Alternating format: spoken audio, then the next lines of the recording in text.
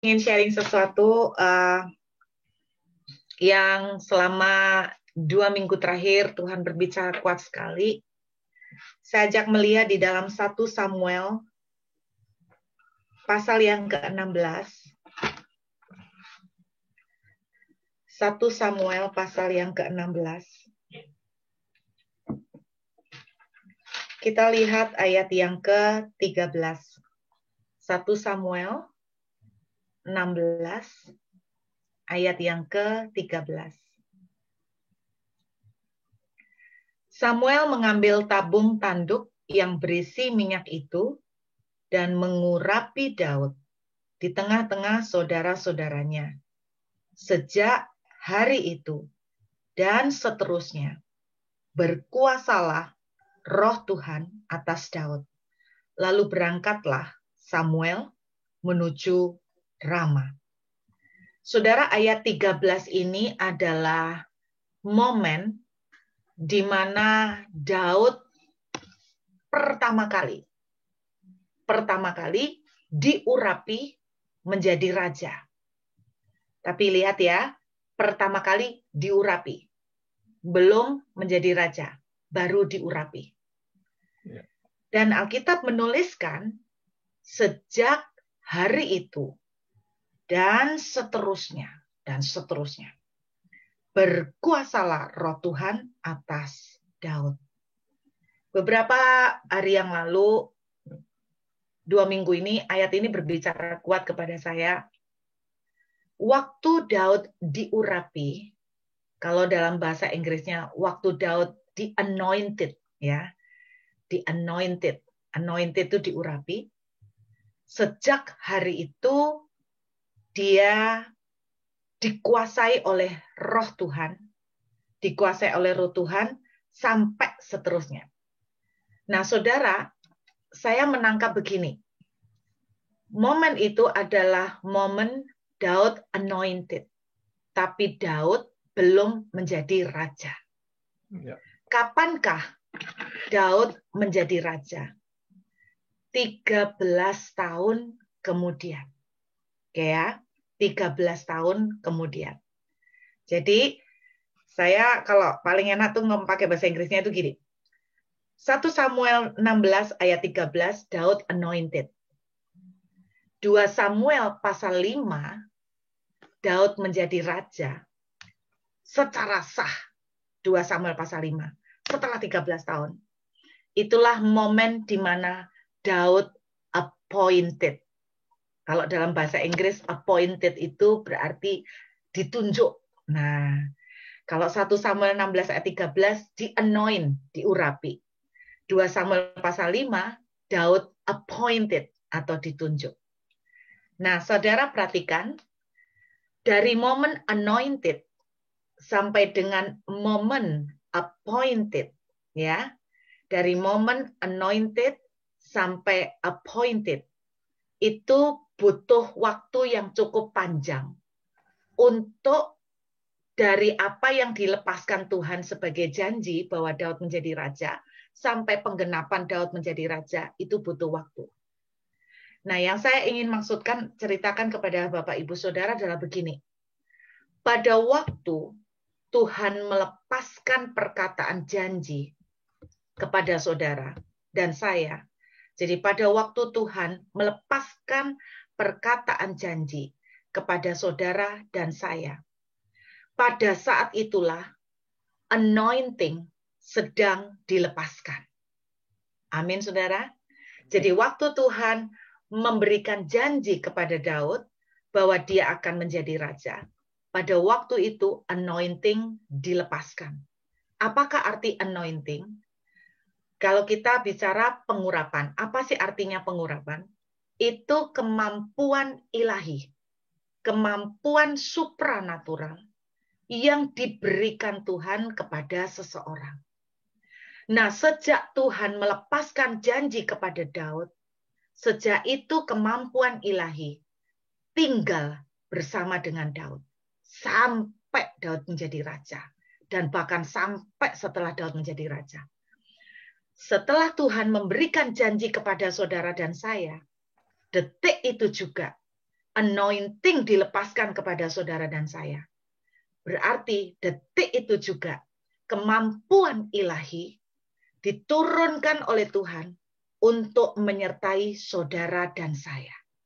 Menyertai apa? Menyertai sepanjang perjalanan kita ke depan sampai pengurapan, sampai janji itu menjadi nyata. Janji itu digenapi. Jadi selama kurun waktu belum terjadi, itu penyertaan Tuhan dari pengurapan itu selalu bersama kita. Saya pelan-pelan ya Bapak Ibu. Nah, saya kasih contoh lain. Ketika Yusuf menerima mimpi bahwa dia akan menjadi pemimpin, pada saat itulah kemampuan ilahi Tuhan turunkan kepada Yusuf. Dan itu akan terus bersama Yusuf. Sampai dengan waktunya Yusuf itu menjadi tangan kanan Firaun. Nah, kenapa saya bilang ketika Tuhan melepaskan janji kepada saudara dan saya, maka detik itu juga anointing, itu pengurapan Allah, diturunkan pada saudara dan saya. Sampai penggenapan janji terjadi. Jadi saudara dan saya yang sudah menerima janji Tuhan, saudara dan saya sudah anointed, tapi belum di-appointed. Dan untuk dari anointed ke appointed butuh waktu. Amin, saudara. Nah, yang saya mau tunjukkan kepada Bapak Ibu, apakah yang kita harus lakukan selama perjalanan dari anointed kepada appointed? Apakah yang harus saudara dan saya lakukan selama perjalanan dari sejak janji Tuhan dilepaskan sampai menunggu janji Tuhan tergenapi? Nah, ini yang saya mau sharingkan pada malam hari ini kepada saudara dan saya. Karena ini ada kaitannya juga dengan sebuah message yang Tuhan taruh, bahwa masa-masa appointed akan segera terjadi pada banyak dari kita. Amin, saudara. Masa-masa di mana appointed, masa di mana saudara dan saya akan di-appointed sama Tuhan, akan terjadi semakin dekat bagi beberapa dari saudara yang hadir. Amin. Nah, amin Bapak Ibu. Amin. Nah, yang saya mau ceritakan, apa yang harus kita lakukan selama masa dari anointed kepada appointed. Sebelumnya, saya mau ajak kita lihat dulu Yohanes pasal 1. Kita lihat dulu Yohanes pasal 1 ayat yang ke-3. Yohanes pasal 1 ayat yang ke-3.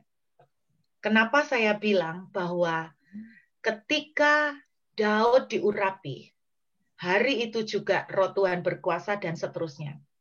Karena saya menangkap Yohanes 1 ayat 3. Segala sesuatu dijadikan oleh Dia.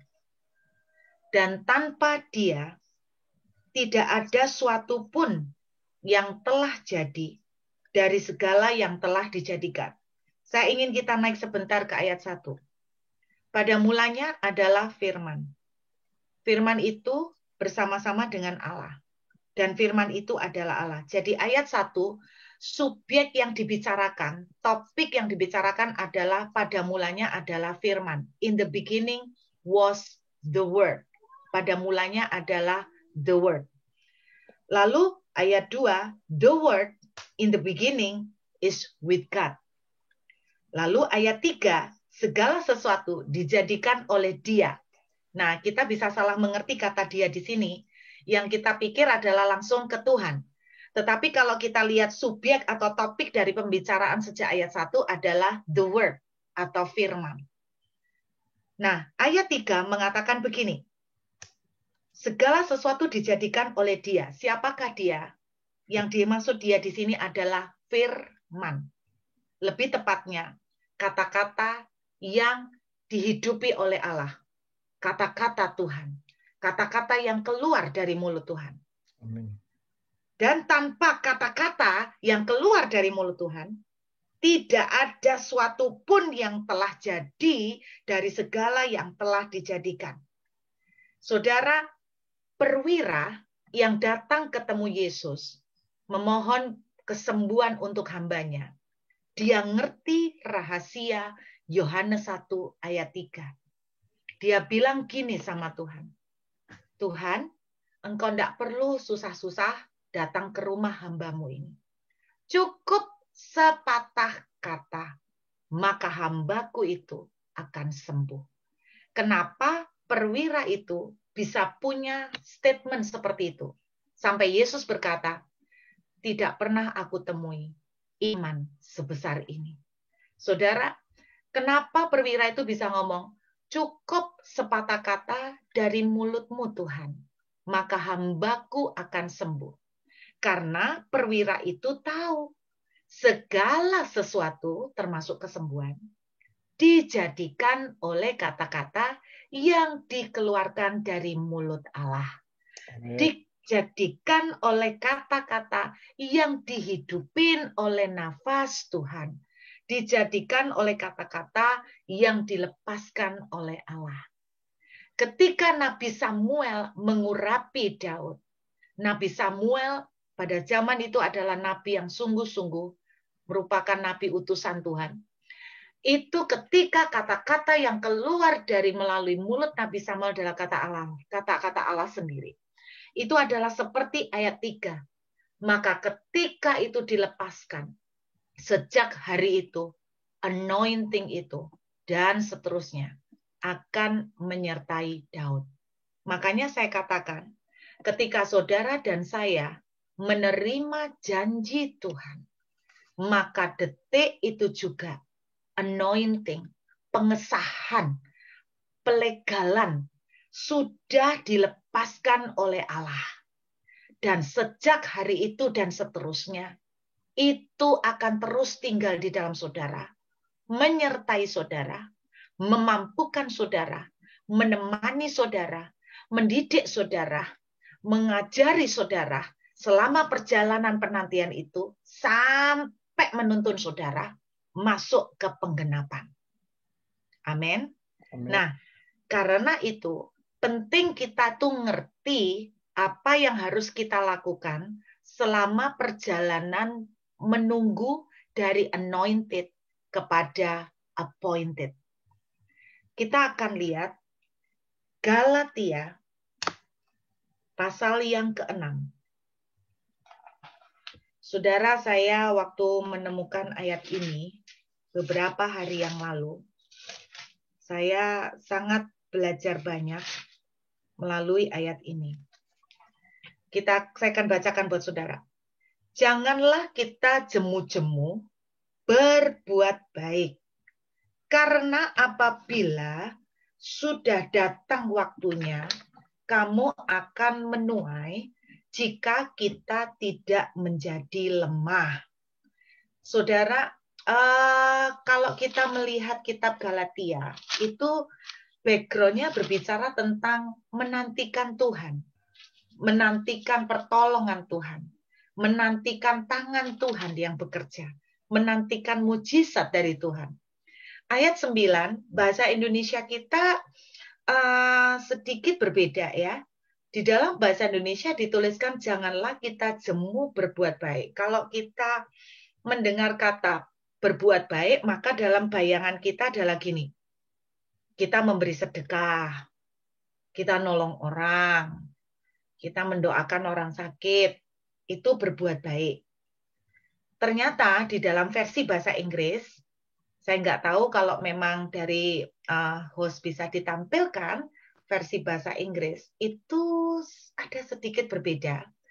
Tetapi karena sedikit berbeda ini sudah memberikan arti yang berbeda.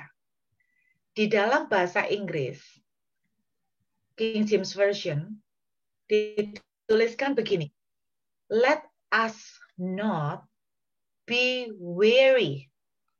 Janganlah kita lelah. Nah, itu Pak Wesley menayangkan dia di chat. Let us not be weary. Janganlah kita lelah. Oke ya. In well doing. Lihat, kata-kata yang dipakai in well doing. Bukan berbuat baik.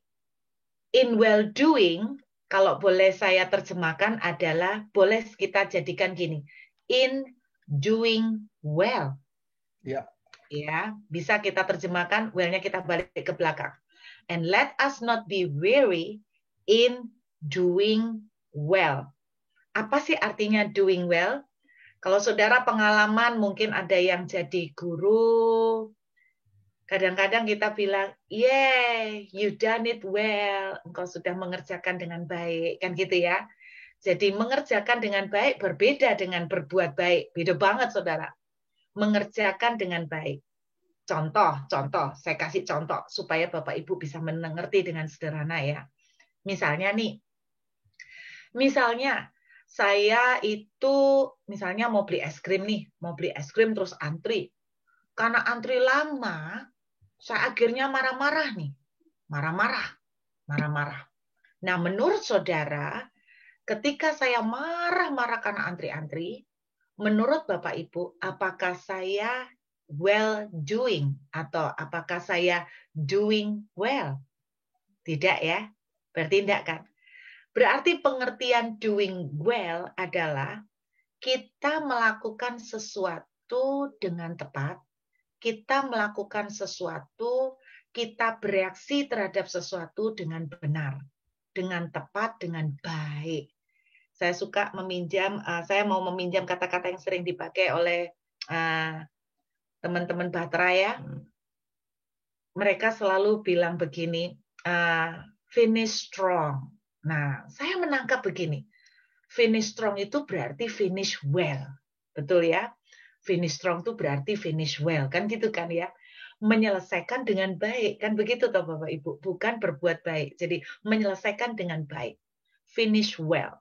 Nah, ini yang dimaksud oleh ayat 9 dari Galatia 6. Kita jangan capek. Jangan sampai kita lelah melakukan dengan baik. Melakukan dengan baik, bukan berbuat baik. Terus kemudian kalimat selanjutnya bagus banget. Dituliskan begini. Saya pelan-pelan nih Bapak Ibu ya. Karena apabila sudah datang waktunya, di dalam bahasa Inggrisnya dituliskan when the due season, dalam bahasa Inggrisnya due season. Due season, season itu musim. For in due season, musimnya. Tapi saya suka sekali kalau saya terjemahkan pakai bahasa bebas supaya Bapak Ibu lebih gampang nangkep. For due season, in due season itu, season itu musim, due itu tempo. Season itu musim, due itu jatuh tempo. Jadi gini, janganlah kita lelah melakukan segala sesuatu itu dengan benar, dengan genah, dengan baik. Karena kalau sudah jatuh tempo, ini yang saya bilang, when the appointed time come, tadi kan anointed ya, ketika waktu appointed time come, kita akan menuai.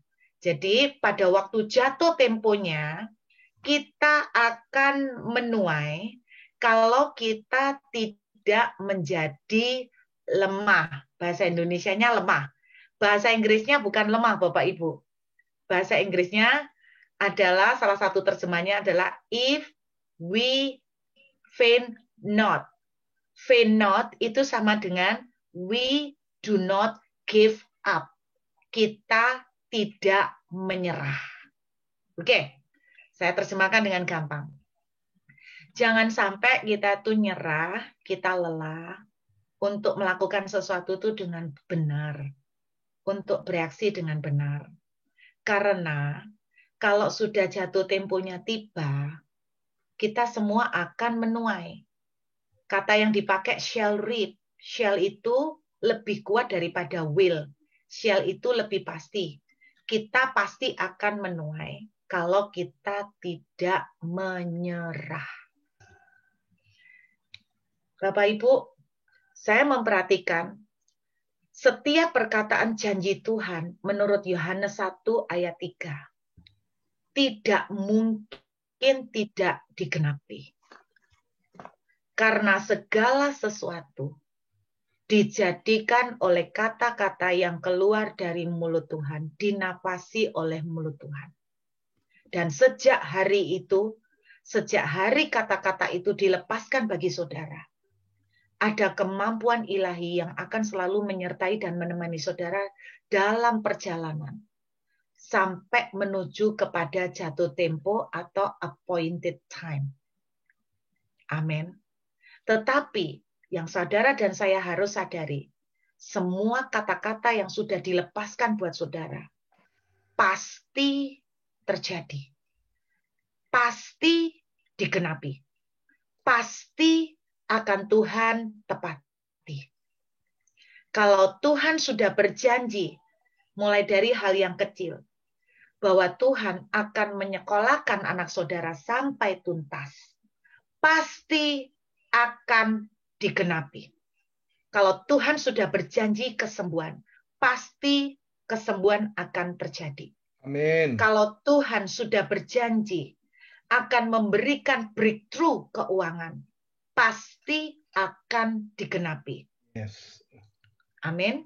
Ya. Masalahnya dari anointed sampai ke appointed ada jeda waktu. Daud butuh sekitar 13 tahun. Yusuf butuh sekitar 13 tahun. Ya. Tembok Yeriko pun untuk roboh juga butuh 13 kali. Saya pernah sharing mengenai tembok Yeriko, saudara. Banyak orang kalau kita membaca sekilas kisah Yosua, tembok Yeriko roboh, kita tidak akan mengerti tekanan yang mereka rasakan. Karena kita menganggap bahwa ketika Tuhan bicara, anakku, kelilingi tembok Yeriko itu tiap hari sekali, nanti hari ke-7, kelilingi 7 kali. Maka setelah itu tiuplah sangkakala, dan tembok Yeriko akan roboh, dan musuhmu akan kuberikan kepadamu. Kalau kita baca ayat itu, kita pikir Tuhan sudah ngomong di depan, lengkap instruksinya dari A sampai Z. Maka kalau kita membaca dengan cara seperti itu, kita akan merasa begini, mereka tidak perlu tertekan. Tetapi dalam kenyataan sejarahnya, instruksi yang Tuhan berikan untuk mengelilingi tembok Yeriko tidak diberikan sekaligus oleh Tuhan, tetapi diberikan per hari. Jadi pada waktu hari pertama, Tuhan ngomong sama Yosua, ajak pasukanmu keliling 1 kali. Saya pernah cerita sama saudara, 1 kali mengelilingi Yeriko cuma diperlukan waktu 1 jam. Anda bayangkan, mereka cuma muteri 1 kali, lalu mereka balik ke perkemahan. Setelah 1 jam mereka balik ke perkemahan. Anda bayangkan, apakah mereka tidak bertanya-tanya, ngapain kita muter terus? Kalau hari pertama mungkin belum tanya. Mulai hari ke-5, hari ke-6, mereka mulai mikir, ngapain kita harus memutari? Kok enggak perang-perang? Kapan kita menyerbu? Saudara enggak pernah membayangkan ketika mereka balik ke perkemahan. Apa mungkin bisa terjadi istri-istri tanya ke mereka, loh Pak, kok sudah pulang cepat? Sudah menang, Ta? Oh, belum. Loh, lah kok sudah pulang? Lah tadi ngapain? Muteri. Lah ngapain kok muteri? Ya disuruh Tuhan muteri. Lah terus siapa? Muteri untuk apa? Ya untuk muteri. Lah udah ngapa-ngapain waktu muteri? Ya enggak, cuman muteri. Nah Bapak Ibu enggak pernah membayangkan dalam kondisi itu, pressure itu loh. Lalu hari ke-7, Tuhan ngomong, nanti puteri hari ini 7 kali. Berarti 7 jam. Nah saudara, itu kalau saya jadi pasukan Israel, satu mikir gini, ini jangan-jangan Pak Yosua juga nggak ngerti strategi apa yang harus dilakukan. Makanya kita suruh puter-puter disik, sambil molor-molorin waktu. Saudara, ada banyak yang terjadi selama perjalanan memutari dan selama perjalanan menunggu. Mereka sehari cuma 1 jam muteri terus balik ke perkemahan. Balik di perkemahan ngapain ya? Gak ngapa-ngapain, nunggu toh. Anda bisa bayangkan, apa pikiran mereka nggak melayang kemana-mana. Mereka nggak dikasih tahu dari awal. Diputerin segini-segini baru 13 kali nanti tembok rubuh. Enggak seperti itu. Sama dengan kondisi kita. Ketika Nabi Nuh juga diberi instruksi oleh Tuhan untuk membangun bahtera. Tuhan enggak bilang begini loh, Nuh, Bangun Batra sampai 120 tahun. Nanti pokoknya setelah 120 tahun aku datang no hujan. Tuhan tidak pernah ngomong kapan hujan datang. Tuhan tidak pernah ngomong kapan banjir akan datang. Itu yang membuat perjalanan menunggu penggenapan janji Tuhan tidak gampang. Karena Tuhan tidak pernah ngomong kepada saudara dan saya kapan dia akan melakukan penggenapannya. Tuhan tidak pernah ngomong sama Daud kapan akan digenapi. Tuhan tidak pernah ngomong sama Yusuf kapan akan menjadi pemimpin. Tuhan tidak pernah ngomong kepada Ishak. Tuhan tidak pernah ngomong kepada Abraham. Saudara, itu yang membuat penantian menjadi terasa sulit. Ketika Tuhan berbicara, aku akan menyembuhkan kamu, aku akan memulihkan keuangan kamu. Tuhan tidak pernah ngomong kapan. Ketika Tuhan bicara, aku akan memberikan penjebolan keuangan. Tuhan tidak pernah ceritakan kapan jatuh temponya. Sebab kalau Tuhan sudah ngomong, saudara dan saya tidak akan istilahnya tercobai dengan banyak keraguan, mulai down, ya kan? Yang membuat perjalanan iman itu sulit karena kita tidak pernah tahu sampai kapan kita nunggu. Tapi dengarkan, Yohanes 1 ayat 3 itu jelas menunjukkan ketika nafas Tuhan menguasai kata-katanya dikeluarkan dari mulut Tuhan, maka itu akan terjadi. Karena apa? Kemampuan ilahi akan menyertai saudara untuk sejak hari itu dan sampai seterusnya. Kenapa menyertai kita? Untuk menguatkan kita selama perjalanan. Kenapa menyertai saudara dan saya? Berarti selama perjalanan apapun yang terjadi sekalipun itu tidak enak, itu pun dalam pengaturan Tuhan. Karena sudah ada anointing Tuhan menyertai saudara dan saya. Ketika saudara dan saya dalam perjalanan menanti penggenapan janji Tuhan, ingat, Yusuf menunggu perjalanan menantikan penggenapan janji Tuhan masuk sumur, masuk penjara. Tetapi ingat, sumur dan penjara pun adalah bagian dari perencanaan Tuhan. Sumur dan penjara membawa Yusuf untuk sampai kepada Firaun. Dan hari ini juga, dengarkan baik-baik. Keadaan sulit apapun yang saudara sedang alami, sejak Tuhan sudah melepaskan janji, anointing itu sudah ada di dalam saudara. Artinya, apapun yang terjadi di hidupmu, anointing itu akan memimpin saudara step by step, sekalipun melewati sumur, step by step, sekalipun melewati penjara, step by step, sekalipun melewati pengejaran Saul, step by step, sekalipun melewati masa di mana Daud mau dilempar batu oleh para pasukannya, step by step, tetap itu pun semua seizin Tuhan. Ada menjadi bagian di dalam skenario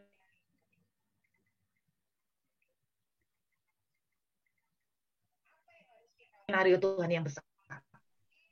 Nah, apa yang harus kita lakukan dengan baik?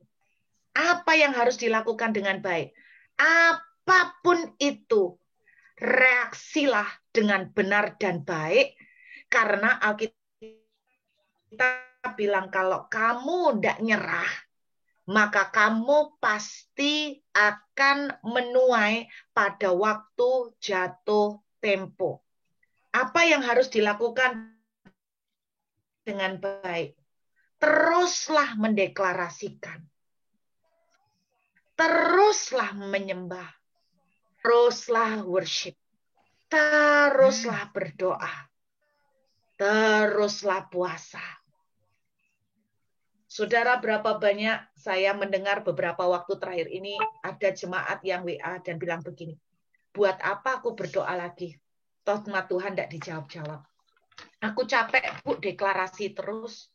Ya tidak ngelihat titik terang sama sekali. Aku capek, Bu, worship terus. Buktinya ya janji Tuhan belum terjadi. Malah 180 derajat terbalik. Anda salah besar.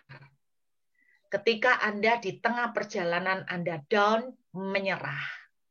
Maka Galatia 6 ayat 9. Anda tidak akan panen.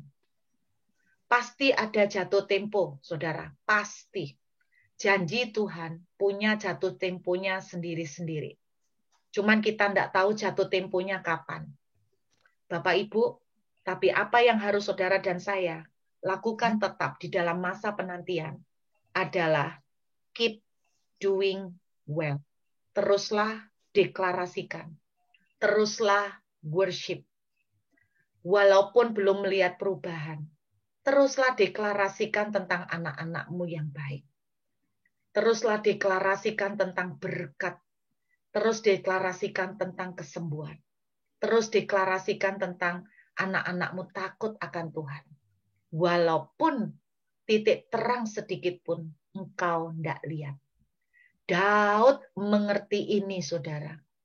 Bahwa masa menunggu dari anointed menuju ke appointed adalah masa proving, masa membuktikan, masa testing, masa di mana Tuhan akan melihat bagaimana saudara melakukannya.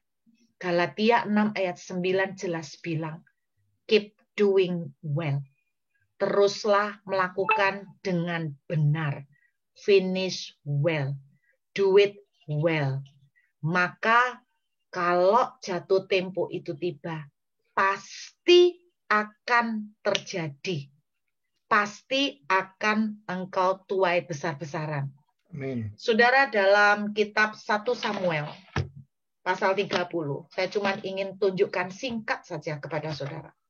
1 Samuel, pasal yang ke-30.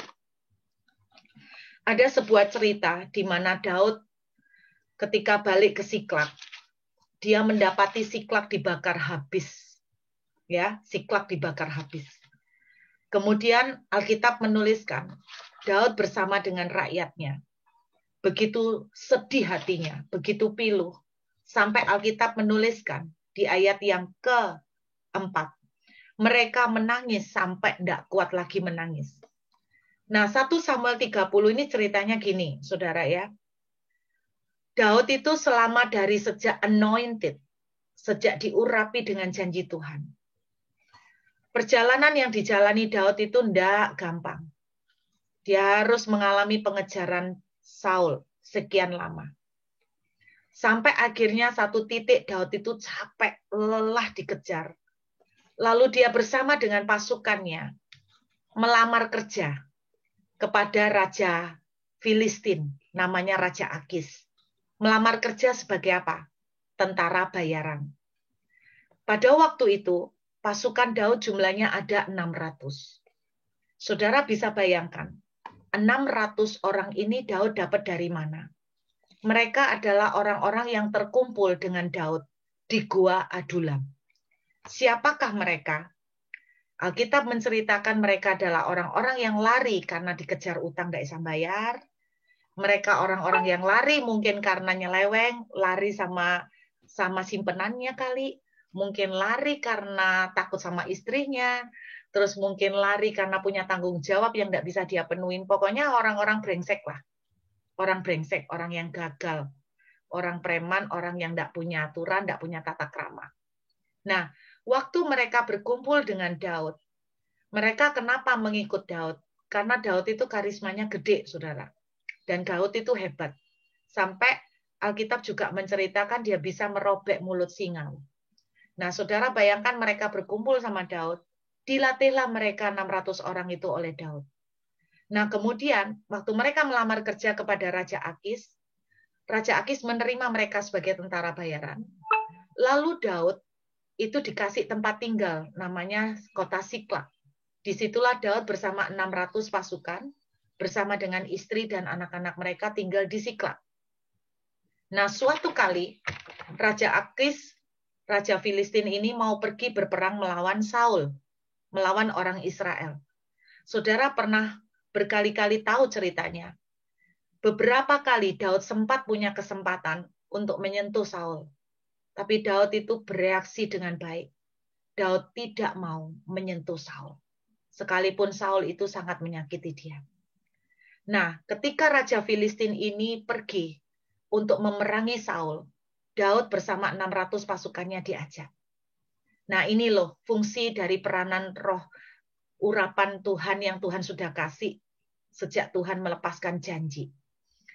Ketika Daud diajak oleh Raja Filistin, ada orang-orang di antara pasukan Filistin bilang begini, Raja, orang ini kan orang Israel. Nggak mungkin dong kita bawa. Nanti bisa-bisa di tengah peperangan, dia yang ganti memukul kita dari belakang. Bagaimanapun, dia ini adalah orang Israel. Lalu singkat cerita, Raja Akis akhirnya memulangkan Daud. Gitu ceritanya, saudara.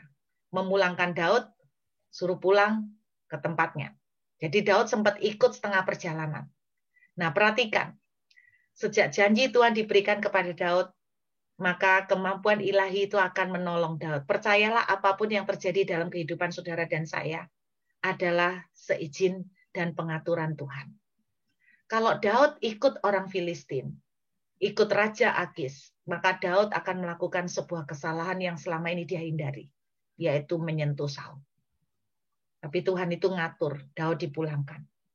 Plus, lihat nih, pada waktu Daud dipulangkan, Ziklag terbakar habis. Daud melihat anak, istri, semuanya diculik, ditawan. Perhatikan ayat 6, saudara.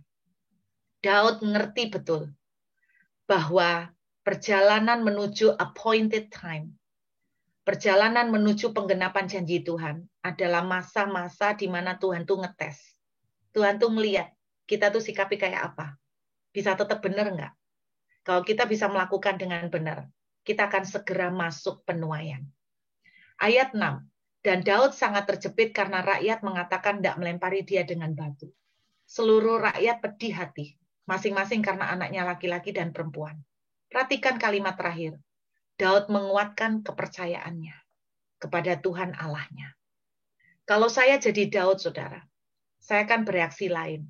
Makanya saya tidak jadi Daud, saudara ya. Kalau saya jadi Daud, bereaksi lain, makanya saya tidak jadi raja. Banyak berkat-berkat yang besar yang bisa hilang lewat dari tangan kita karena kita bereaksi salah. Nah, perhatikan saudara. Kalau saya jadi Daud, ini reaksi saya. Reaksi saya. Saya akan ngamuk, saya akan marah, dan saya akan bilang gini, lu pikir cuman istri dan anak-anak lu tok yang diculik? Lu pikir cuman kamu yang susah? Aku juga susah, tahu nggak? Enak aja kalian. Tinggal mau lempar-lempar batu. Apa kamu nggak ingat? Kamu datang ke gua Adulam, kamu butuh perlindungan aku. Kamu yang minta ikut sama aku. Aku yang didik kamu. Aku yang latih kamu. Kamu itu bukan apa-apa. Kok enak-enaknya kamu sekarang nuntut-nuntut? Itu kalau saya balik marah. Saya balik jengkel. Dikasih hati, bahasanya orang Jawa, dikasih hati ngerokok rempelok. Udah dibaikin, tapi apa yang mereka lakukan? Ini orang kalau kita nih bahasa Cungkoknya kita nih bilang bocai ya. Orang-orang ini bocai. Percuma. Istilahnya itu puthau ya, nggak tahu budi, nggak tahu terima kasih. Itu kalau saya. Makanya saya nggak jadi raja, Bapak Ibu ya. Tapi Alkitab menuliskan Daud menguatkan kepercayaan ke Tuhan. Pernah bayangin nggak gimana caranya Daud menguatkan kepercayaan? Saya bayangin dia tuh langsung lari dari 600 orang sing mau ngelemparin, bukan karena takut. Saya percaya Daud tuh nggak takut, Bapak Ibu. Bapak Ibu pernah tahu ceritanya Daud waktu istilahnya dia itu mau ngasih apa itu istilahnya mas kawin buat mendapatkan anaknya Saul, Mikal. Saul kan minta 100 kulit katan orang Filistin. Daud itu enggak kasih 100, saudara, kasih 200. Ini kulit katan. Saudara tahu kulit katan kan? Berarti kan kulit katan tuh berarti gini, saudara bukan cuma bunuh orangnya, tapi nyunati satu-satu. Apa kurang kerjaan gitu ya? Coba saudara bayangkan, Saul itu minta mas kawin yang berat banget loh. Sudah disuruh bunuh, terus bunuh kulit katan lagi. Orang Filistin tuh orang hebat-hebat loh, saudara. Nah, saudara bayangkan, Daud itu orang hebat. Nah, kalau saya jadi Daud, selain karena saya marah, kurang ajar nih sama 600 orang, saya akan marah, lalu saya akan pergi ke orang Amalek, lalu saya akan lawan mereka sendiri, gak peduli, saya akan ambil istri dan anak-anak saya tok. Istri dan anak-anak saya saja, itu kalau saya. Tapi kalau seandainya itu yang dilakukan Daud, maka kisah Daud akan berhenti sampai di sana. Tapi saudara lihat, Daud menguatkan kepercayaan ke Tuhan. Saya bayangkan cara Daud menguatkan kepercayaan itu gini, saudara. Dia balik ke kemahnya. Nah, namanya orang laki ya, emosi, ngamuk, sedih, dilampiaskan jadi satu biasanya apa? Mungkin dia nonjokkan tangannya ke tanah, ke mana kek, terus dia tendang barang-barang di tendanya, dia banting, dia teriak-teriak, dia teriak, dia banting kanan, banting kiri, banting sana, banting sini, meluapkan emosi, sambil nangis, saudara. Lalu akhirnya dia capek, dia tersungkur di tanah, mungkin dia teriak sama Tuhan, Lord, why? I don't understand. Why this happened, Lord? Why? Engkau sudah janji, Tuhan. Tapi kenapa perjalanan hidup hamba-Mu ini kok susah banget, oh Tuhan? Mana janjimu? Mungkin sempat seperti itu. Tapi akhirnya dia kecapean, menangis. Mungkin dia sempat tertidur sebentar. Langsung bangun. Tuhan, aku tidak mengerti. Apa yang harus aku lakukan? Aku percaya kalau Engkau sudah mengurapi hamba-Mu, Engkau akan genapin. Tolong saya. Apa yang harus saya lakukan dalam suasana seperti ini? Itu yang saya bayangkan cara Daud menguatkan kepercayaan.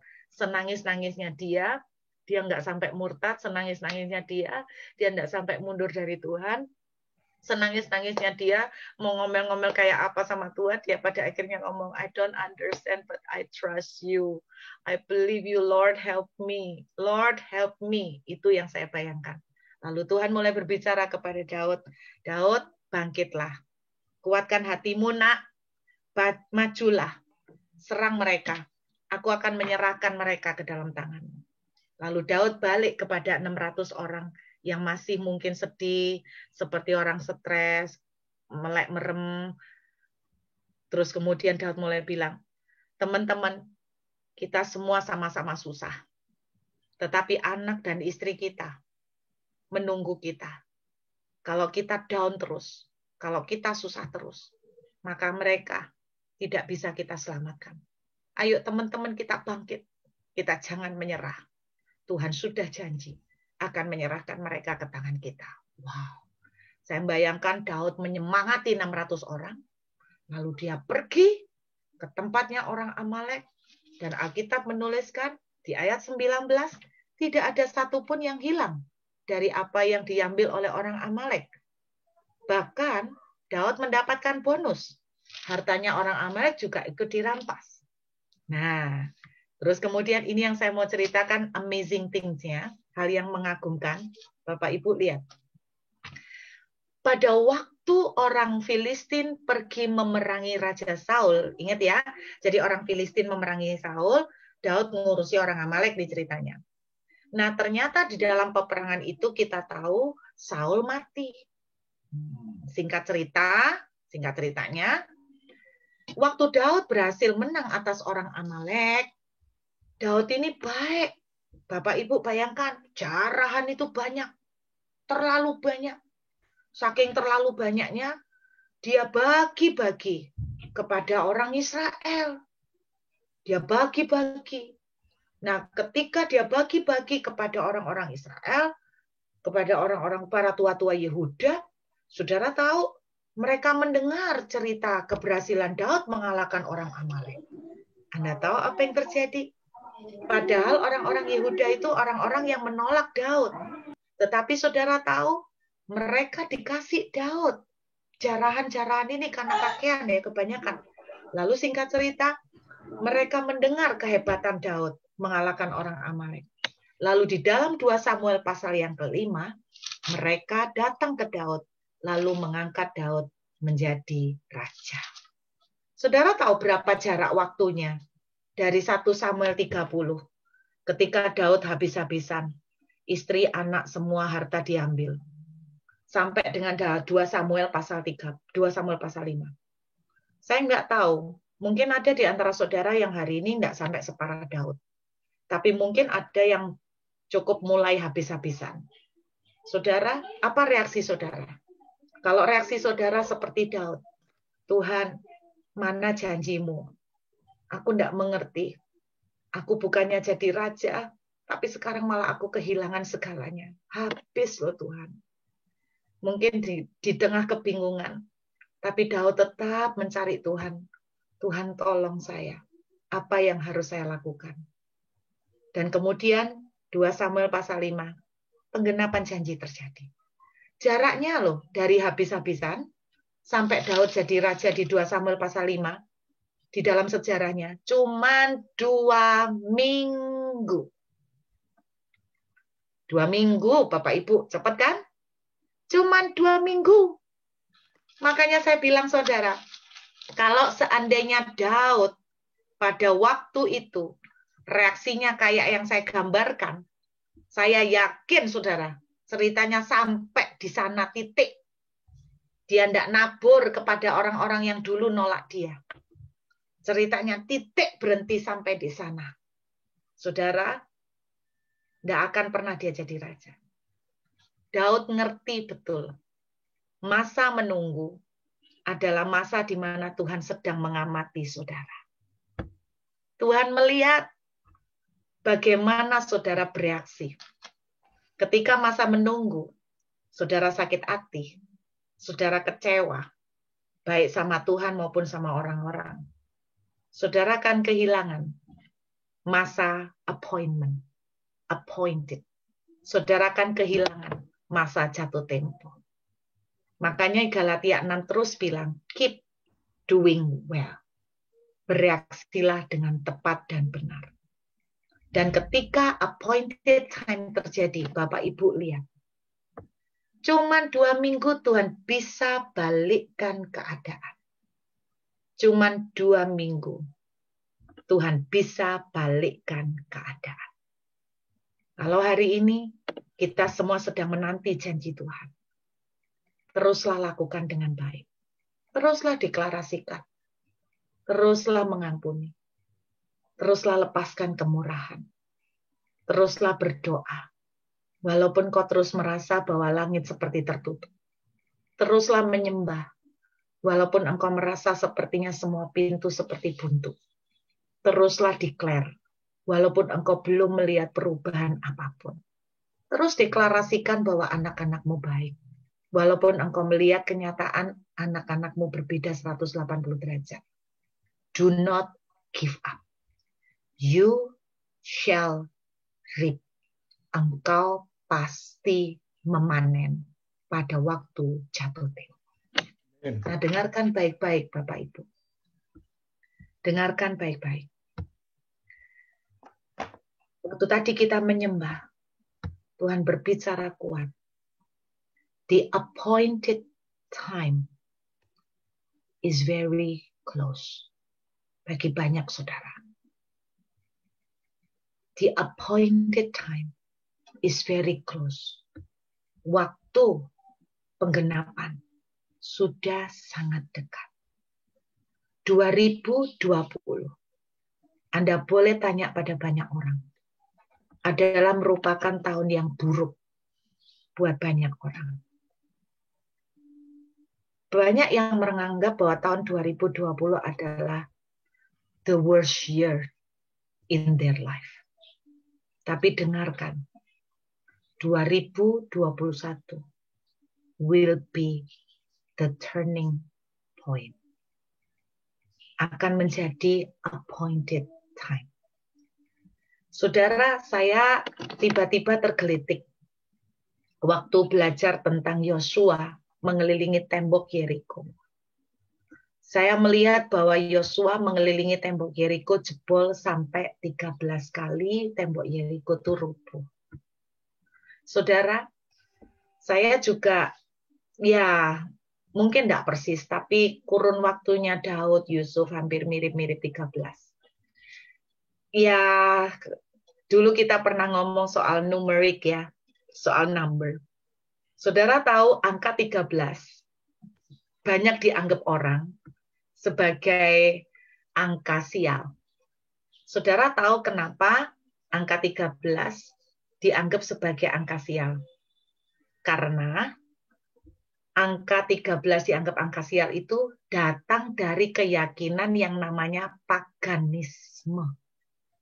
Kepercayaan pagan tuh Bapak Ibu. Jadi kalau saudara meyakini angka 13 itu angka sial, berarti saudara mengikuti kepercayaan pagan. Oke? Kepercayaan ilah-ilah. Angka 13 di Alkitab justru malah berbeda loh Bapak Ibu.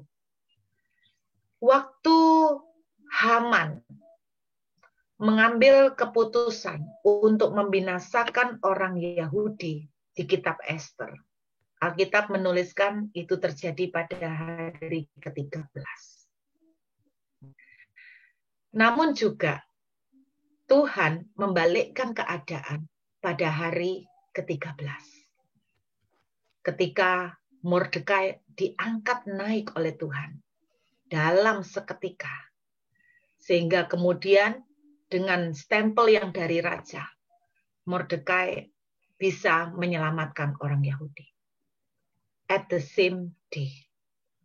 Bagi Tuhan, membalikkan keadaan dalam sekejap itu gampang banget. Salah satu contoh yang lain. Jadi angka 13 di Alkitab itu justru saya melihat adalah angka pembalikan. The turning point. Pada yang waktu ke-13 kali mengelilingi tembok Yeriko. Tembok yang kokoh dan tidak mungkin roboh. Itu roboh dalam sekejap.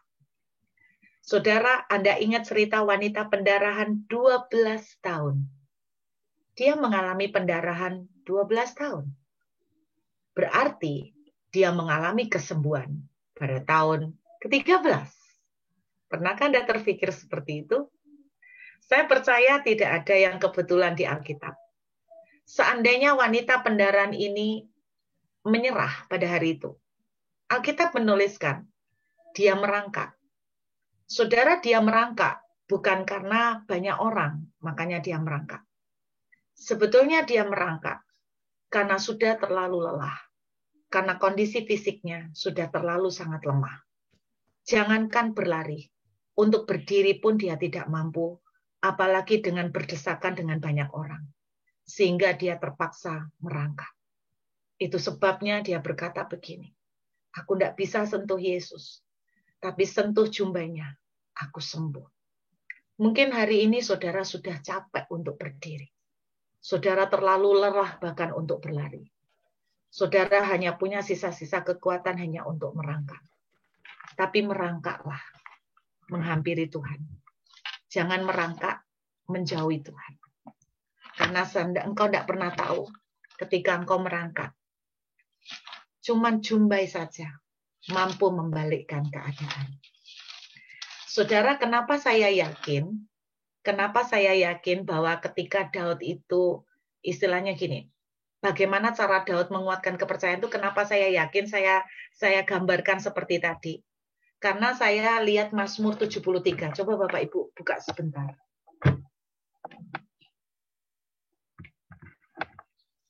Saudara, Mazmur 73 memang bukan ditulis oleh Daud, tapi ditulis oleh pemazmur Asaf. Jadi gini, Daud itu saudara, jadi Daud itu zaman dulu ketika sebelum jadi raja pun, dia itu sudah mempunyai tim musik, tim pemuji ya. Nah itu dibagi 4, ada Asaf, Heman, Yedutun, saya lupa satu lagi. Nah itu ada 4. Nah mungkin Mbak Wesley ingat yang satu lagi. Jadi ada 4, Asaf, Heman, Yedutun,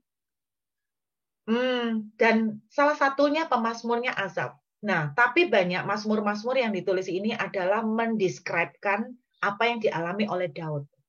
Nah di ayat 21 Anda lihat, ketika hatiku merasa pahit dan buah pinggangku menusuk-nusuk rasanya. Aku dungu dan tidak mengerti, seperti hewan aku di dekatmu. Saudara, Alkitab bilang begini, ketika hatiku merasa pahit sekali. Mungkin hari ini saudara merasa pahit sekali. Buah pinggangku menusuk rasanya. Dalam sebuah terjemahan lain dituliskan kepalaku sampai gelap rasanya. Jadi pikiranku tuh sampai gelap, sampai tidak bisa mikir apa-apa. Pernahkah saudara tertekan sedemikian rupa sampai hati itu sakit, suwedinya banget, seperti sesaknya minta ampun sampai semua rasanya gelap banget. Lihat ayat 22, ini loh hebatnya. Aku itu dungu dan tidak mengerti. Sama seperti yang dialami Daud ketika dia dilempari.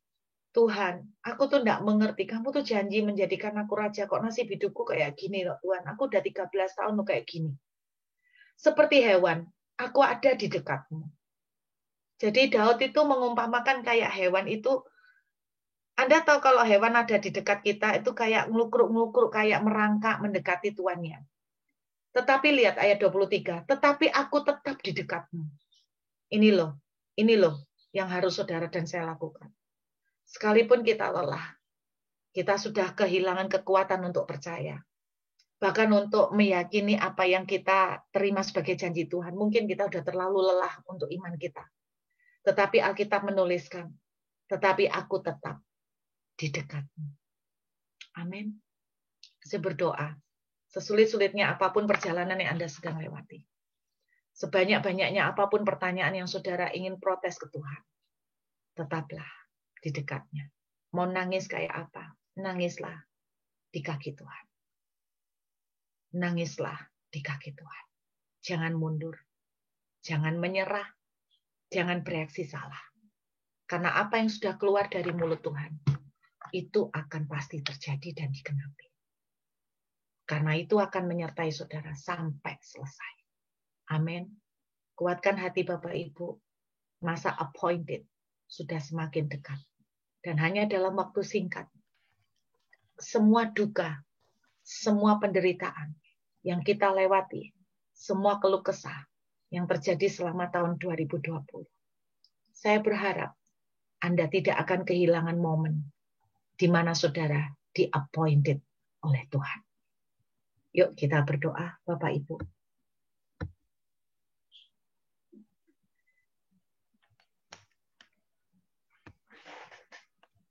Saya boleh minta ajak Lukas untuk kita menghampiri Tuhan sebentar. Lukas ada satu pujian yang Tuhan yang bela. Lukas tahu lagu itu. Di dalam segala hal, janjinya tak berubah. Amin. Amin. Apa yang sudah difirmankan terjadi saat kita percaya. Meskipun 1000 tangan manusia menarikku, tangan Tuhan yang membela. Saya sangat optimis Bapak Ibu. Selama 2020, banyak kali kita dibuat gantung oleh keadaan yang kita tidak tahu sampai kapan. Tapi dengar. Tuhan ingatkan malam ini. Kalau engkau sedang menunggu janji Tuhan, keep doing well. Do not be weary. Jangan lemah. Jangan lelah. No give up. Merangkak, silakan. Nangis, silakan. But finish strong. Kata teman-teman Bahtera. Finish strong. Bukan finish weak. Bukan finish unwell. Finish it well. Finish it well. Kuatkan hati Bapak Ibu. Saya sempat beberapa hari yang lalu, saya sempat down. Saya ngomong, rasanya capek, saya deklarasi. Saya tidak melihat perubahan. Tiba-tiba Tuhan kasih Galatia 6 ayat 9. Tuhan beri saya pengertian tentang 1 Samuel 16 bahwa sejak hari itu roh Tuhan menyertai Daud dan seterusnya. Itu saya dikuatkan kembali. Kuatkan hati Bapak Ibu. Finish well. Tidak lama lagi 2020 selesai. Saya yakin Bapak Ibu. 2021 akan menjadi appointed season. The due season. If you don't give up. Amin, saudara. Yuk, biar pujian ini kita naikkan ke Tuhan. Lukas bisa lagu ini? Lukas lupa, Bu. Ya, teksnya bisa ditayangkan. Saya akan nyanyi ya buat teman-teman semua. Kami datang menghampiri Engkau malam hari ini, Tuhan. Lord, when we feel so weak tonight, Lord, biar kami menjadi seperti Daud. Aku dungu. Aku tidak mengerti why. Kenapa sampai hari ini Tuhan belum memperlihatkan penggenapan janji. Banyak dari kami mungkin menangis dan berteriak, Tuhan, mana? Mana Tuhan? Aku tidak mengerti. Namun biar malam hari ini kami menjadi seperti Daud. Kami seperti hewan yang tetap dekat di kaki-Mu. Yang tetap dekat di kaki-Mu. Tolong kami, Tuhan. Tolong kami. Di dalam segala hal, janjinya tak berubah. Katakan dengan ini.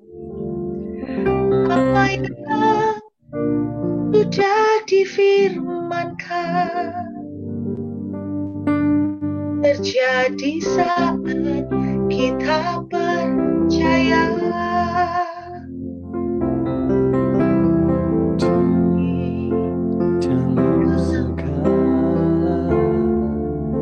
Amin. Janjinya tak berubah.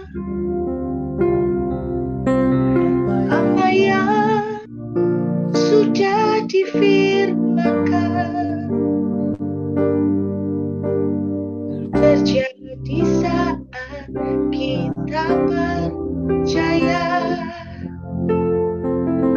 Meskipun 1000 tangan manusia jatuh, namun Tuhan yang bela. Namanya sanggup membuatmu naik ke gunung. Amin. Percayalah, Tuhan yang bela. Appointed time akan terjadi, saudara. Ketika Tuhan melepaskan janjinya, menarikmu jatuh, namun Tuhan yang anointing itu menyertai saudara. bedanya sanggup membuatmu naik ke gunung. Percayalah, Tuhan yang bela. Saudara, pujian ini tahun lalu pernah saya dengar ketika saya sedang down, dan tiba-tiba beberapa hari lalu lagu ini terdengar kembali. 1000 tangan menarikmu jatuh. Artinya gak ada orang yang tolong, gak ada siapapun sama sekali yang support saudara. Mungkin serasa semua pintu tertutup, tapi Alkitab bilang kalau 1000 tangan berarti 500 orang ya saudara ya. 500 orang tuh loh, tidak ada yang tolong. Masa punya teman 500? Saya tidak tahu berapa ratus teman saudara. Istilahnya, kalau saudara punya teman 500, itu tidak ada satupun yang tolong saudara. Bahkan bukan cuma nolong, tapi narik, menjatuhin saudara. Tidak butuh tangan 500 untuk melawan mereka. 2 tangan Tuhan bawa kita naik ke gunung. Amin. Kita naik ke gunung. Waiting period, waiting season adalah proving season, adalah musim di mana kita akan dilihat oleh Tuhan. Be strong, keep doing well, keep doing well. Saya percaya banyak di antara saudara sudah mulai down, sudah mulai capek. Saudara bilang, mana Tuhan, mana janji-Mu? Malam hari ini saya diingatkan Tuhan untuk menyampaikan buat saudara, keep doing well, keep doing well, do not be weary. Anda mau rest, istirahatlah, tapi bangkit kembali, teruslah mengampuni, jangan kecewa, jangan mundur, jangan kecewa dengan Tuhan. Kalau kita kecewa, kita tidak doing well. Do well. Karena pada waktu jatuh tempo, kau pasti akan panen. Panen, saudara. Pasti akan menuai. Kalau kau tidak menyerah. Kalau aku berdoa untuk semua teman-teman yang hadir malam hari ini di Zoom. Mereka semua sedang menantikan janji-Mu. Banyak dari kami sedang dalam posisi gantung. Depan juga tidak jelas. Yang di belakang juga sudah berantakan. Yang sekarang pun sudah kacau. Kami tidak melihat jalan semua seperti terasa buntu dan gelap. Tapi biar malam hari ini kami dikuatkan kembali Tuhan. Bahwa waktu Tuhan merilis janji, itu akan menciptakan sesuatu. Itu menciptakan sesuatu dan itu akan selalu ada di dalam kami. Tinggal menunggu waktu jatuh tempo. Kekuatan-Mu menyertai hamba-Mu. Saudara terima dengan percaya. 2020 memang menjadi tahun seperti yang dialami oleh Daud, yang dialami oleh Yusuf, yang dialami oleh wanita pendarahan. Tahun di mana saudara seperti melihat berbalik dari semua yang Tuhan janjikan. Seperti kebalikan semua dari apa yang Tuhan katakan. Banyak dari kita mengalami kondisi yang sedang bergantung, dan jelas.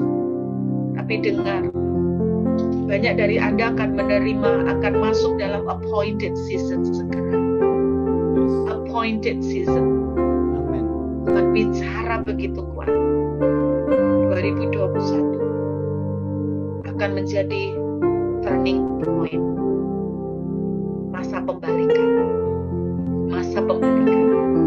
Terima kasih Bapak. Terima kasih Tuhan. Dan kekuatan yang baru mengalir buat kami semua. Teraikan firman jadi rema bagi kami. Terima kasih Tuhan. Dalam nama Yesus. Haleluya. Amin. Saya kembalikan pada Pak Wesley. Sungguh Bu, terima kasih. Firman malam ini sangat memberkati kita. Kita tahu banyak saudara, termasuk kita semua, mengalami sebuah lembah kekelaman sejak pandemi menerpa.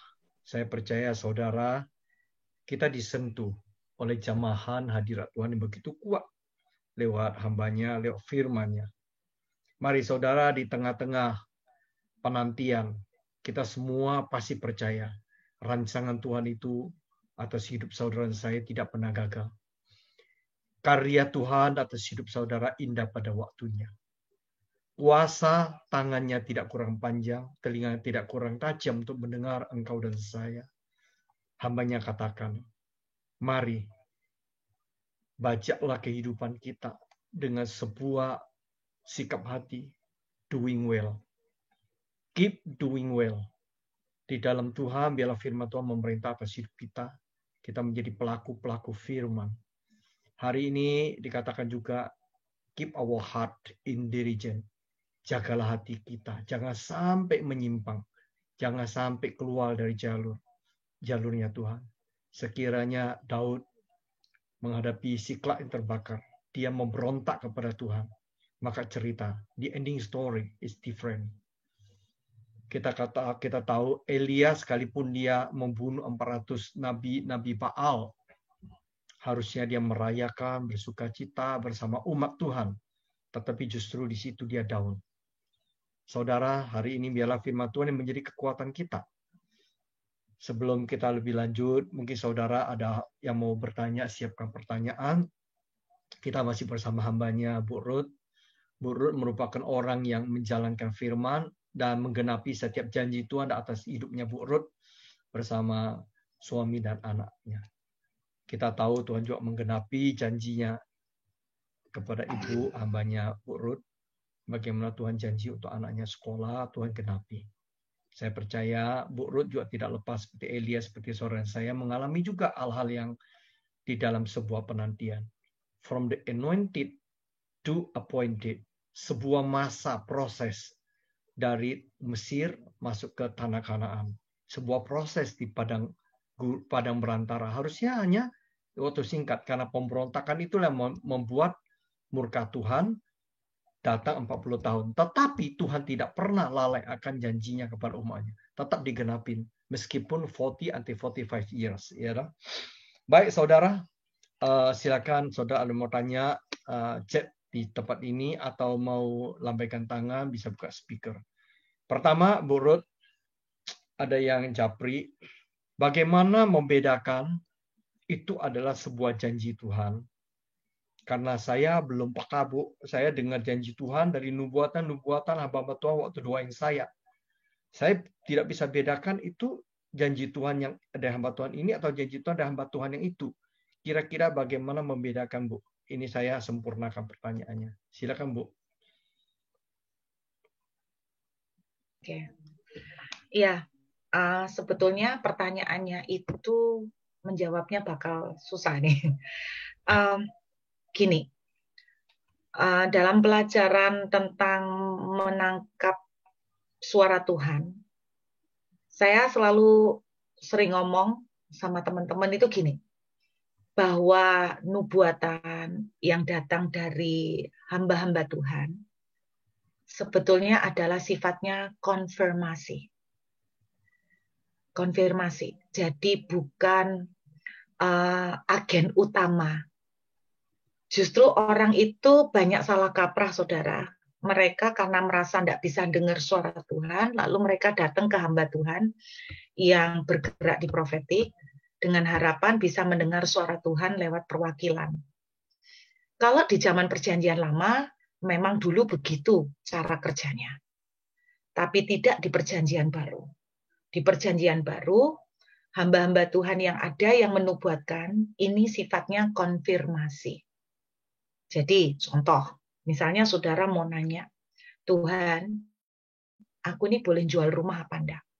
Lalu saudara datang ke hamba Tuhan. Ke hamba Tuhan, boleh enggak dijual? Lalu hamba Tuhannya bilang, boleh. Lalu saudara menganggap itu Tuhan yang ngomong. Itu sangat salah besar. Harusnya janji yang Tuhan kasih, itu saudara yang dapat duluan. Nah, hamba Tuhan sifatnya konfirmasi. Bagaimana dapat duluan? Itu gini, saya kasih contoh simpel sekali. Saya mau cerita pengalaman yang baru terjadi di anak saya. Simpel banget. Simpel sekali. Dia itu ngomong gini sama Tuhan. Tuhan, dia itu kepingin sekali selama di Perth ini, saudara, dia terinspirasi dengan seorang hamba Tuhan yang sekarang lagi membangun kebangunan rohani di Amerika, namanya Sean Foy.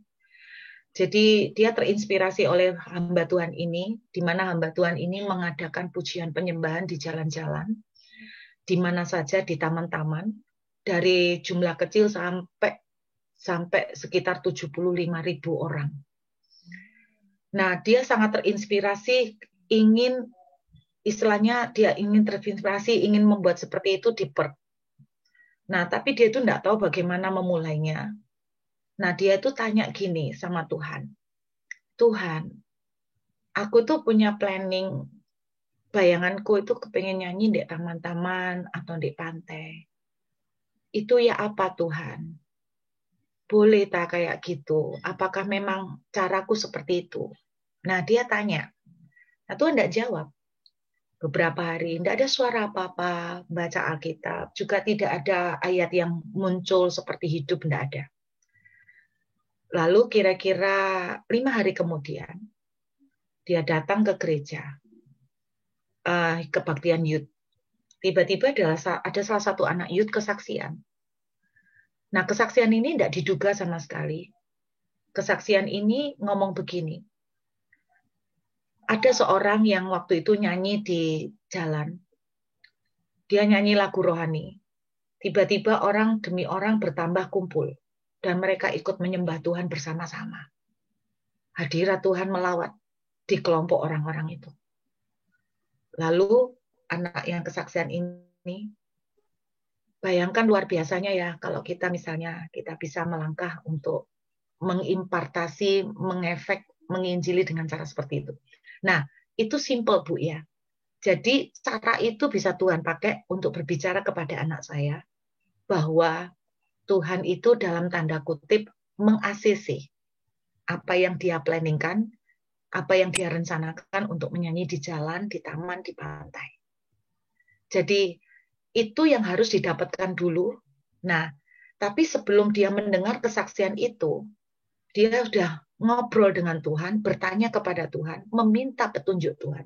Nah, Tuhan pakai orang itu yang tidak tahu apa yang ada di hati anak saya untuk kesaksian. Nah, dia dapat duluan.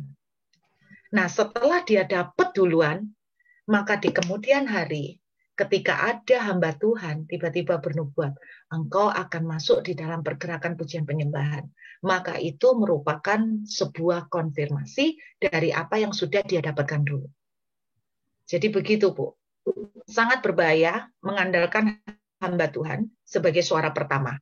Berapa banyak saya ketemu orang yang kecewa, dia meninggalkan Tuhan karena dia itu waktu itu mau melakukan sebuah usaha atau bisnis.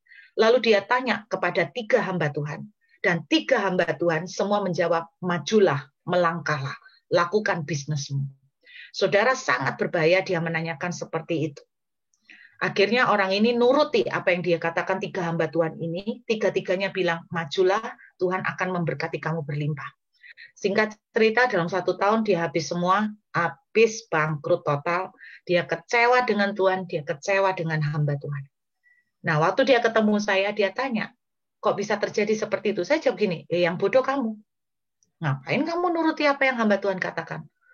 Kalau Tuhan sudah bicara sendiri sama kamu, maka hamba Tuhan itu sifatnya meneguhkan.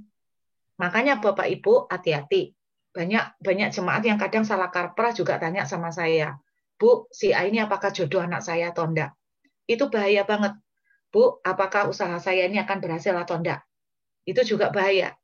Bu, saya sedang kena sakit ini, apakah saya operasi atau enggak? Jadi 3 area ini yang sebetulnya enggak boleh mengandalkan suara hamba Tuhan, yaitu soal jodoh, soal bisnis yang besar terutama, dan kemudian soal sakit penyakit, soal keputusan medis, misalnya mau operasi atau enggak.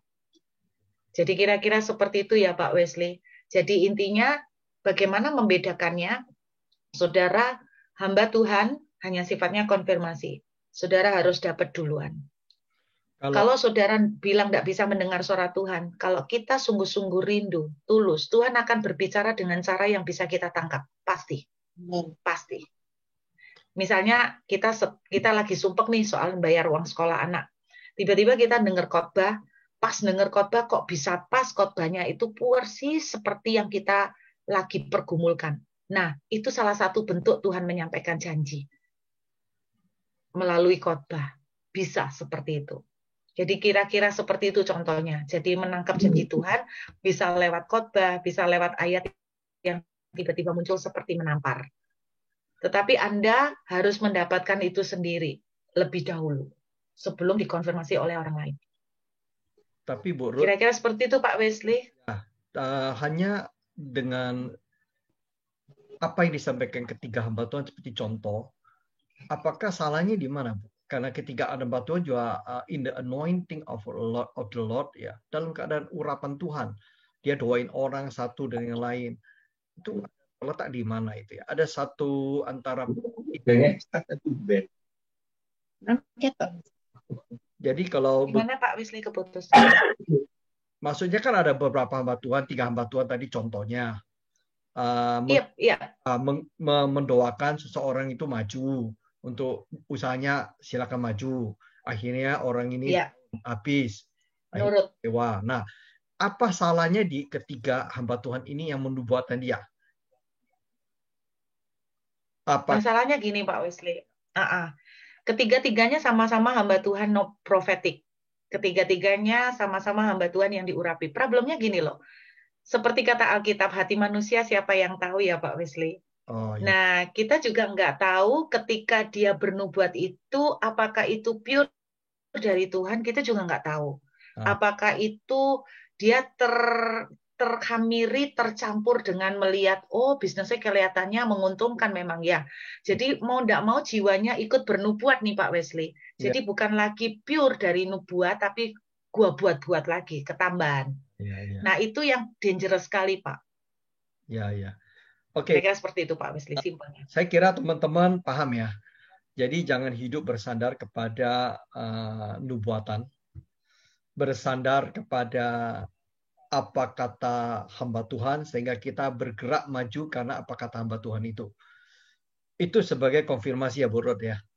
Marilah kita pribadi belajar Iya, mendengar dengan suara Gembala Agung kita. Tuhan berbicara melalui berbagai many ways ya. Oke Bu, saya lanjutkan dari pertanyaan. Shalom Bu, apakah mengikuti Tuhan itu boleh memiliki keinginan hati atau perencanaan? Misalnya untuk sekolah anak, explore kemungkinan terbaik, kemudian mendoakan. Ataukah sebaiknya jangan ada keinginan atau mengalir saja? Karena takut nanti ada keinginan dan bikin planning-planning ternyata tidak sesuai dengan kemauan Tuhan. Dan malahan mengandalkan pikiran kekuatan sendiri. Terima kasih, Bu Ruth. oke. Mengikuti Tuhan boleh memiliki keinginan hati? Boleh. Boleh ya. Ada ayatnya. Filipi 2 ayat 13. Coba saudara buka. Karena Allah lah yang mengerjakan di dalam kamu. Kalau kita tuh punya kemauan, itu kayaknya koyok kedagingannya kita. Belum tentu kemauan di dalam kita. Jadi Tuhan bisa berbicara dengan menumbuhkan keinginan di dalam hati Anda. Jadi tidak selalu semua keinginan itu berarti berlawanan dengan kehendak Tuhan. Bisa nangkep ya saudara ya? Ya. Jadi bisa, karena Tuhan bisa memunculkan keinginan di dalam kita. Nah, keinginan itu istilahnya dinaungi oleh Tuhan sendiri. Dibungkus oleh kemauan Tuhan sendiri. Yang dititipkan di dalam hati saudara. Gitu ya. Ya, saya kira betul, Bu. Jadi, Saya pikir itu menjawab ya. ya, saya kira menjawab. Karena pertanyaan ini mengatakan, keinginan saya ini takut bertolak belakang, itu keinginan daging, bukan keinginan roh, kira-kira gitu. Nah, bagaimana keinginan Iya, iya. merupakan keinginan daging, hawa nafsu, tapi itu keinginan Tuhan, kan gitu kan. Nah, kira-kira pertanyaan intinya itu. Tadi udah dijawab. Satu lagi ada satu firman bagus. Orang benar kalau dengan yakin didoakan maka besar kuasanya. Orang benar itu adalah orang yang berjalan dalam kebenaran. Itu orang benar. Itu ada di dalam dia di dalam firman Tuhan. Pasti keinginan-keinginannya akan seirama sederap dengan kehendak Tuhan. Karena dia mengerti, menyatu bersama firman kebenaran Tuhan ya Bu ya. Iya, betul. Satu lagi juga Pak Wesley. Kita juga nggak tahu ya kalau orang lain. Kalau saya percaya Tuhan kita tuh Bapak yang cinta sama anak ya. Amin, amin. Ya.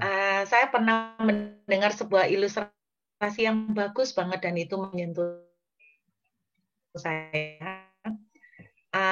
Ada seorang hamba Tuhan, dia tuh cerita itu wrestling itu loh Pak. Wrestling apa itu? Wrestling itu yang kayak bukan yang kayak gulat ya wrestling itu loh. Ya. Dia itu sama sekali enggak suka gitu loh. Ngelihat olahraga wrestling itu loh. Ya. Tapi dia itu ngerasa gini, dia melihat anaknya tuh istilahnya gini, bukan belajar untuk menyukai, tapi dia akhirnya belajar untuk bisa untuk ngikutin lihat film, apa bukan lihat acara sport wrestling. Atau contoh yang lain gini Pak, misalnya ada orang yang punya anak yang suka main drum. Terus terang berisik banget kan, berisik. Tapi dia melihat anaknya tuh so happy gitu loh main drum. Akhirnya apa? Karena anaknya happy, dia juga merasa happy. Dia support anaknya main drum. Jadi saya percaya bapak kita itu in some ways itu dia juga melihat, oh anakku tuh kepengen ini gitu loh. Jadi dia bukan bapak yang saklek ya, yang anakku pengen ini. Tidak kudus, najis kamu gitu kan. Enggak.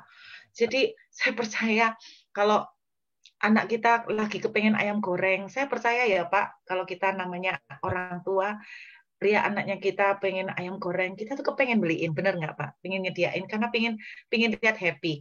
Lihat dia happy. Masa kita bilang gini, jangan makan ayam goreng, kenajisan kamu, dagingmu.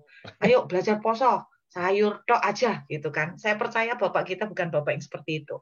Jadi itu juga bisa mensupport ini ya Pak. Ya, seperti di Matius 7 ayat 11 ya Bu ya. Orang tua yang baik saja memberikan yang terbaik, apalagi Bapak kita di surga ya. Ya, itu betul. Bu, satu lagi. Ketika kita di tengah-tengah antara anointed untuk mencapai appointed, kan Ibu tadi katakan harus doing well, harus berikan yang terbaik, respon yang baik, segala. Tapi bila suami dan istri itu tidak sepaham, tidak sepikiran, itu gimana keluarga itu mencapai sampai appointed? Berarti itu harus memutar lagi atau bagaimana? Kalau suami istri tidak sepakat kan berarti mereka nggak doing well dong Pak. Ya, bagaimana bisa doing well pastinya kalau suami istri itu harus yang doing well itu mendoakan suaminya atau suaminya doakan istrinya kira-kira ya? Ya, kemarin saya ketemu suami istri yang mereka tuh bergumul kepingin punya anak, Pak. Ya. Istrinya yang bolak-balik ngomong ke saya, ternyata waktu kemarin ngobrol, ternyata suaminya ngomong gini, saya ini tidak siap Bu punya anak. Lu kenapa? Karena faktor ekonomi. Saya belum siap. Nah, saya bilang, kalau kalian nggak sepakat, ya apa? Ya tambah puter-puter, tambah lama. Sampai kita sepakat. Nah, yang sepakat aja kita masih butuh waktu, betul nggak Pak? Ya, Apalagi yang nggak sepakat, tambah molor lebih lama lagi.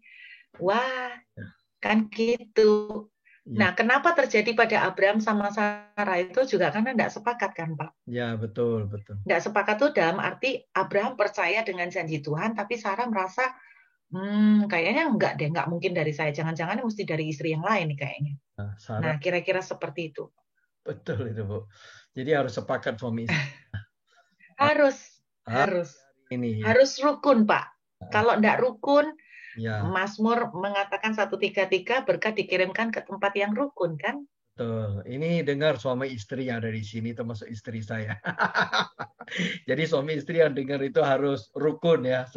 Oh iya, kalau enggak rukun udah berkat itu bisa tetap datang, tapi bahasa Inggrisnya itu incrit-incrit, Pak. Harusnya jatahnya banyak jadi sancrit gitu ya.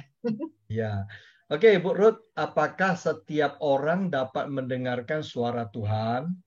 Caranya yang benar bagaimana? Terima kasih dari Pak Yuwono. Bagaimana setiap orang bisa mendengarkan suara Tuhan? Ya. Jelas bisa. Kenapa? Yohanes menuliskan, dalam kitab Yohanes menuliskan bahwa Tuhan menaruh rohnya di dalam kita. Oleh roh itulah kita akan diajar, kita akan dididik mengerti tentang Tuhan.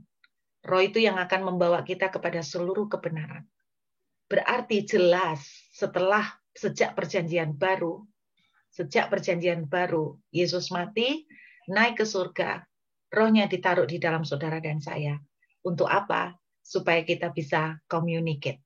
Zaman dulu tidak bisa. Harus lewat nabi-nabi tertentu yang dipilih oleh Tuhan. Tetapi setelah perjanjian baru, setelah kematian Yesus, tirai terbelah. Supaya tidak ada lagi pembatas, supaya kita bisa masuk ke Holy of Holies, ruang Maha Kudus, seperti anak ketemu dengan Bapa. 24 jam kali 7 hari, setiap saat kita bisa punya akses dengan Tuhan. Kalau caranya yang benar bagaimana? Nah, intinya gimana kita bisa menangkap suara dari Tuhan di dalam hati kita? Kan lewat Roh Kudus yang di dalam kita. Ya, apa caranya? Nah, saudara, satu-satunya cara adalah karunia mendengarkan, kemampuan untuk mendengarkan suara Tuhan adalah kemampuan yang dibangun dari relationship. Jadi relationship, bukan karena impartasi. Artinya, saudara jangan berharap ditumpangi tangan terus ketularan. Enggak. Mungkin kalau karunia yang lain itu impartasi bisa, tapi kalau untuk menangkap pimpinan dan suara Tuhan, itu harus membangun hubungan dengan Tuhan. Kalau Bapak sering membangun hubungan dengan Tuhan, sama seperti ketika Anda membangun hubungan dengan istri, lama-lama akhirnya apal suara istrinya. Oh, ini suara istriku. Oh, ini suara anakku. Oh, ini suara Mbak, pembantuku. Mana yang paling apal, itu yang paling akrab. Ya kan, sampai baunya pun berjarak berapa meter sudah tahu. Sampai derap kakinya pun, langkah kakinya, oh ini langkah kaki istri saya nih, modelnya gini, iramanya kayak gini. Jadi bagaimana caranya? Mulai bangun relationship dengan Tuhan. Dibanyain membangun relationship dengan Tuhan. Makin sering bangun, nanti bisa kok. Nanti, oh lagi nih toh mendengar suara Tuhan. Nanti bisa. Itu karunia relationship. Jadi karunia kemampuan yang akan lahir sejalan dengan relationship kita dengan Tuhan bertumbuh. Gitu ya Pak Wesley? Saya tambah sedikit ya Bu Ruth ya. Bagi Silakan. Allah, paling mendasar itu adalah baca firman. Ya. Baca firman. Pelan-pelan baca, lama-lama Tuhan paling dasar itu berbicara lewat firman. Sering lewat firman, iya betul. Rema. Wah ini kok agak menguatkan saya. Tuhan rasanya bicara kepada saya lewat firman yang meloncat. Seperti huruf mati ini meloncat di hidupan hamba Tuhan. Ya. Jadi itu satu. Kedua, Tuhan bisa berbicara melalui mimpi. Kan caranya gimana Pak Yona tanya. Yang ketiga, yang paling dasar, ya kita waktu ibadah hari Minggu dengar dengan Buruk tadi. Ya Buruk tadi cerita panjang lebar ini ada 1-2 kata itu menjadi sebuah kekuatan buat Pak Yono. Pak Yono saya percaya malah terima berkat ya. Nah berkat yang Pak Yono terima malam ini sesuatu itu hidup itu Tuhan sedang berbicara melalui hamba Tuhan. Terus melalui juga dari teman, dari apa, sesuatu yang tidak melawan firman Tuhan yang menguatkan kita. Ya. Kita lebih dekat. Itulah cara-caranya Pak Yono. Oke lanjut, ada dari Bu Ruth. Bu Ruth bertanya, Bu Ruth, sama-sama ini. Ini Bu Ruth-nya ada hanya di belakang Bu. Bu Ruth. Sama-sama dahannya. Sama-sama lah. Iya. Saya turunnya Bu Ruth itu. Oke. Apakah boleh punya keinginan kuat agar anak sekolah tinggi sampai S2, S3 dan terus mengingat anak untuk itu karena ini aset kerajaan surga. Mengenai nantinya melayani sebagai hamba Tuhan. Ya silakan ya Bu, apakah prinsip seperti ini boleh? Tidak menantang Tuhan. Terima kasih Bu. Ya, Ibu, namanya orang tua punya keinginan anak sekolah tinggi itu bagus. Tapi kalau Ibu juga punya prinsip anak itu aset kerajaan surga, anak itu milik Tuhan, maka seharusnya yang menjadi pertanyaan apakah memang Tuhan menginginkan anak Ibu sampai S2 atau S3? Dan kedua, apakah anaknya memang mau S2 sampai S3? Jangan sampai karena ambisi orang tua, kita justru semakin membuat anak menderita. Kita maksain anak, misalnya maksain anak untuk harus jadi dokter, maksain anak untuk harus sekolah di luar negeri, padahal anaknya belum tentu mau. Jadi adalah paling tepat adalah gini. Pertama, apa memang Tuhan menginginkan dia untuk sebagai sampai S2 atau S3? Ya. Kalau memang Ibu yakin dia miliknya Tuhan, itu yang paling penting sih kalau menurut saya. Ya. Itu yang paling penting. Yang harus diingatkan anak terus adalah apa yang Tuhan inginkan, bukan apa yang Ibu inginkan.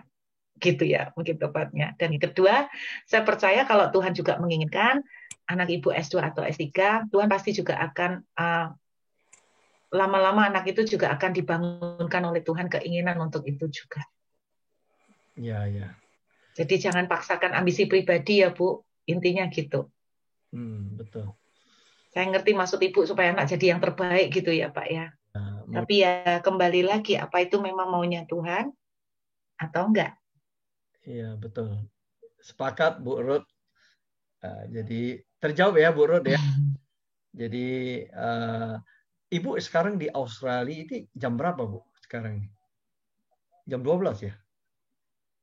Oh, selisih 1 jam Pak, persis balik kok. Kok Enggak. katanya ada yang selisih sampai 3 jam ini. Selisih 1 jam. Itu Sydney. Oh, Sydney ya. Oh, I see.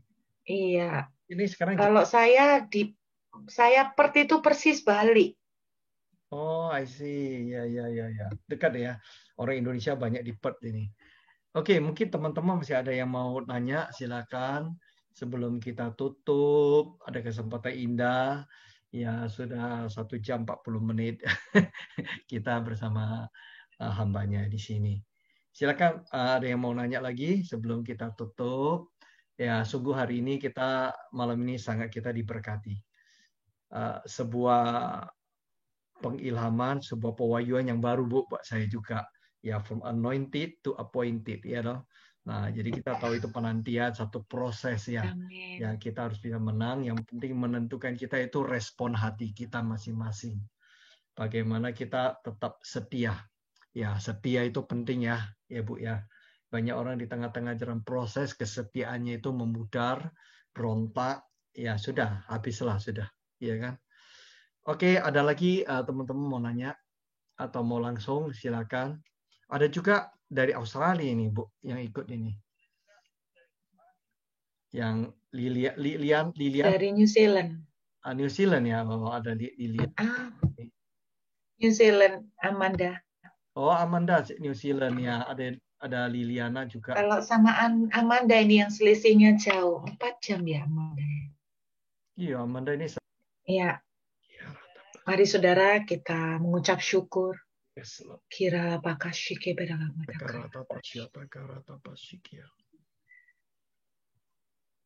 Saya baru saja melihat satu penglihatan cepat sekali.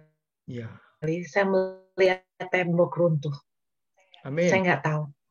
Tetapi Tuhan katakan akan terjadi akselerasi. Yes. Akselerasi. Tuhan katakan buat Anda Pak Wesley, berhidupan. Ya. Akselerasi dalam segala area.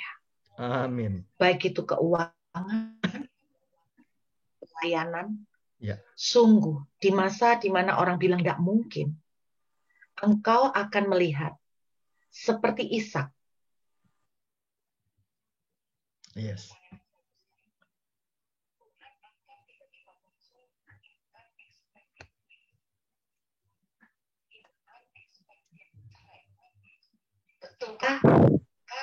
Itu akan menjadi sudden surprise, sudden breakthrough, yes. Sudden intervention from heaven. Amin. Yang tiba-tiba seperti mimpi langsung mencuat ke atas.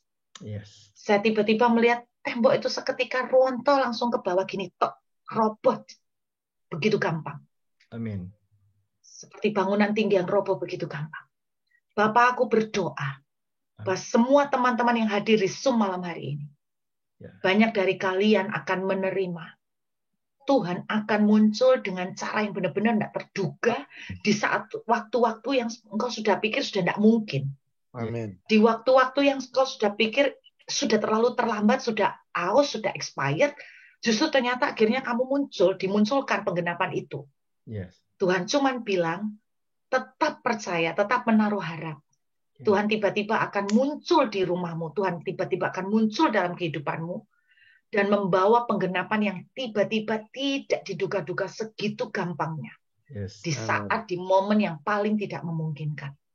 Tuhan, aku melepaskan berkat untuk kami semua yang hadir di Zoom. Kekuatan, iman, Amin. Kekuatan untuk tetap percaya. Amin. Untuk melakukan dengan benar. Amin. To finish well and finish strong. Yes. Tuhan kasih buat kami semua. Yes. Tetap declare seperti Nuh. Selama masa menunggu hujan turun, dia tetap membangun. Tetap membangun. Amin. Tetap bangunlah. Bangunlah imanmu. Bangunlah hubunganmu dengan Tuhan. Bangunlah keyakinanmu. Bangunlah penyembahanmu. Amin. Bangunlah deklarasimu. Bangunlah kemurahanmu. Bangunlah tetap hubungan sekalipun ada orang-orang menyakiti engkau. Tetap bangunlah hubungan yang baik. Engkau akan melihat Tuhan tidak akan mempermalukan orang yang begitu berharap dan percaya kepadanya. Yes. Engkau akan melihat itu terjadi. Kami sungguh akan menerima Tuhan. Bukan hanya 1-2 kali lipat, tapi betul-betul dalam kelipatan yang amazing. Yang Tuhan akan lakukan tiba-tiba dalam seketika, saudara. Engkau akan melihat. Yang tadi engkau pikir sudah habis, sudah. Tiba-tiba dalam kecepatan yang luar biasa. Itu akan terjadi kepadamu. Begitu saja. Terima kasih Bapa. Biarlah damai sejahtera, kekuatan iman, passion, fire, untuk mengejar Tuhan, untuk mendesak dalam hadirat-Mu, itu membakar kami semua malam hari ini Tuhan. Kembali Kau bangkitkan kembali iman kami, kembali Kau bangkitkan passion, gairah kami untuk mengiring Kau. Karena kami percaya jerih lelah di dalam Tuhan tidak pernah sia-sia. Terima kasih Bapa, segala berkat yang terbaik dari surga turun atas kami semua sampai selama-lamanya di dalam nama Tuhan Yesus. Haleluya. Amin. Tuhan memberkati. Terima kasih.